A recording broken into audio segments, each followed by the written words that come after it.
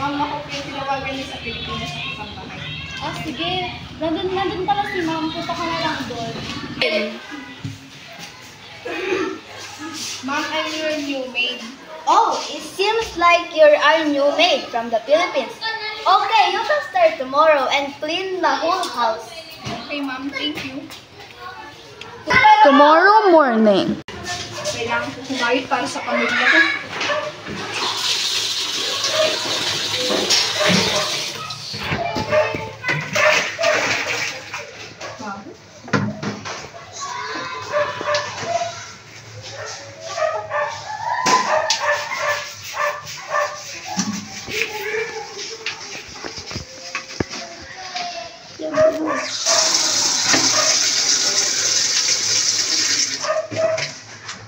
Ang hirap dito sa ibang bansa.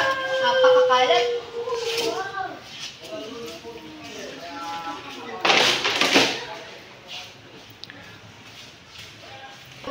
Sana makabalik na lang ako sa Pilipinas.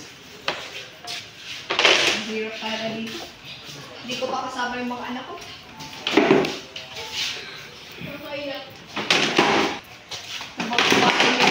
Ang salaula. Siguro ilang buong hindi nag-iinis ko. Bastos.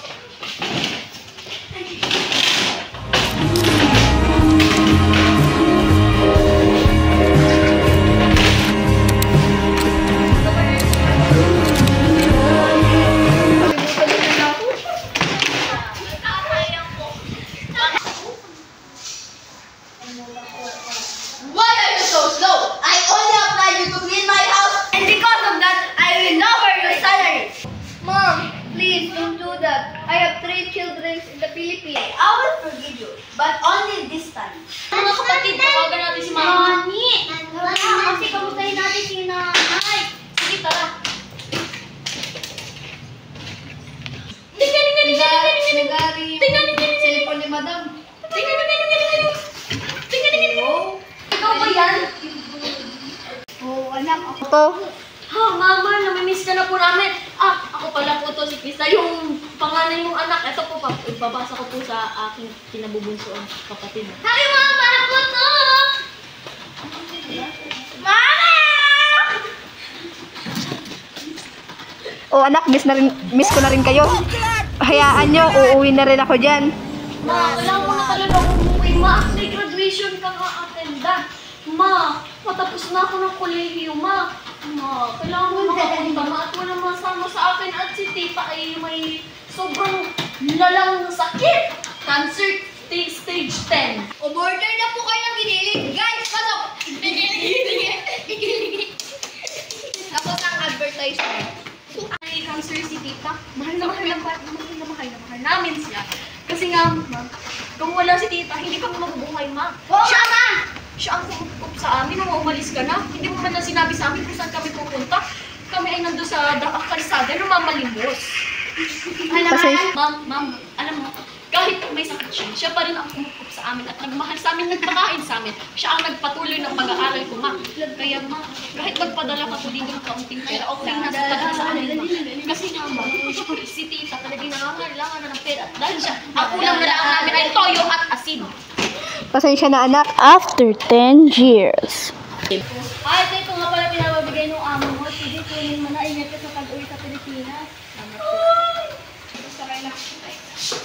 Para. Wala doon!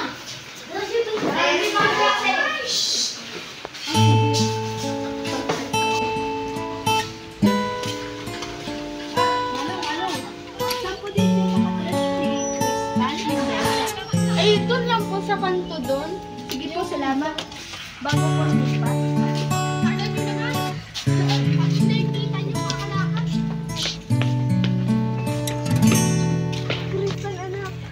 Sino ka? Ikaw at ako, 10 taon na nakalipas simula pinagtagpo, nung graduate ako sa kolehiyo. nag-usap ang Eh, sino kasama? ating puso. Si Mami! Sino Mami? Eh, ako nga. Mami! Nagkasundong Sino Mami? magsama Sino yan? habang At mas lalo sino ka? buhay. Totoo namin yung mga bata. May pruweba ka ba? Meron. Gusto mo ipa-DNA test pa natin? Nagsumpaan Ang layo ng mukha. sa may kapal, Kasi iba yung walang Mami, iwanan, ano? taginit o Sino tagulan, tong babaeng to? haharapin Hindi nyo na ba talaga ako bawat natatandaan? puno Anak? Hindi!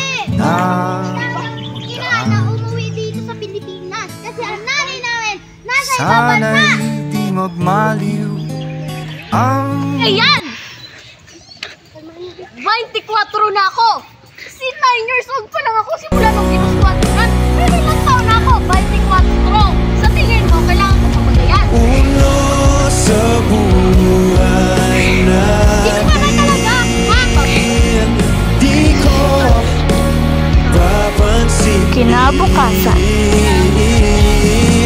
Takda na tadhana,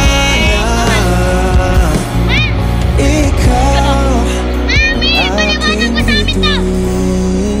Paliwanag mo! Pinagmukha mo kaming tanga! Ikaw at Nanay pa naman namin ito!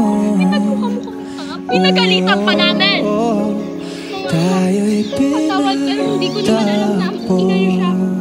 Noong mga panahon na nandun pa kayo sa kalsada, naawa ko sa inyo kaya sinimot ko kayo.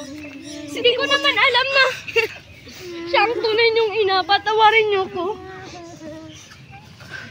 Patawad na kita. Kasalanan ko rin naman. Iniwan ko sila at hindi ko binigyan sa